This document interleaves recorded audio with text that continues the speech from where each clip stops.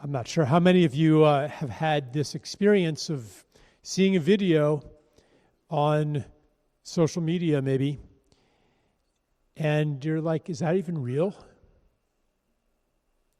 How do I know what's real? We can no longer reliably outsource our stories.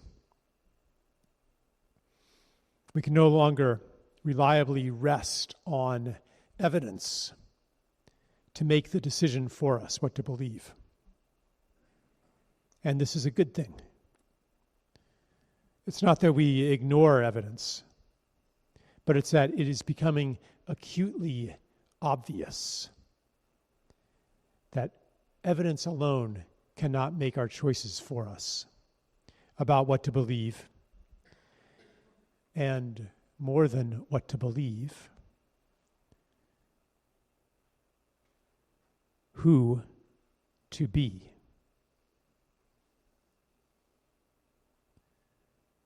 You may have noticed that what you believe and who you are entwined.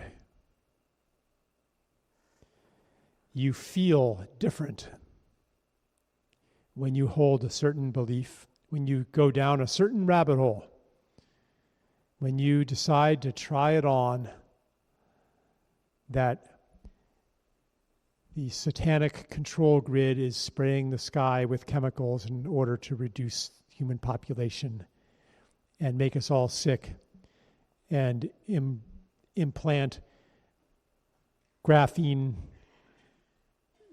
that the mind control towers can activate anytime. That's not just a story. It's a state of being.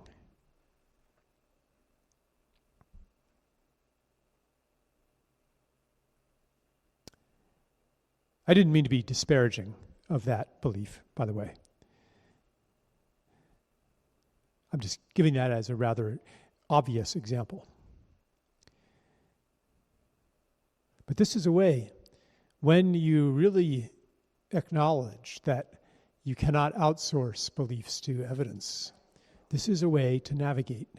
This is a way to choose which belief, which story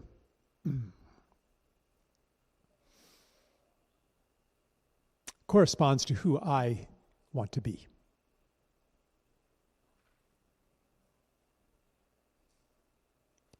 In this time of dissolution, in this time of breakdown, in this time of collapse,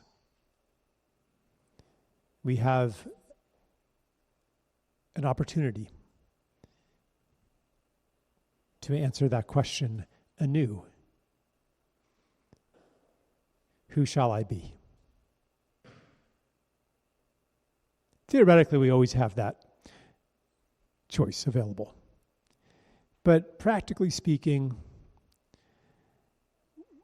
when the story is robust, when you're pretty sure that next year is going to be similar to this year, when you can make projections 5 or 10 years out, when our certainties are durable, then you're really not, the choice is really not in your face. But this is one of those special initiatory moments. Any initiation involves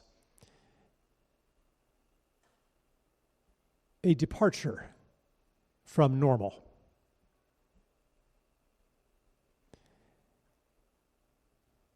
And that is happening for real now for a lot of people.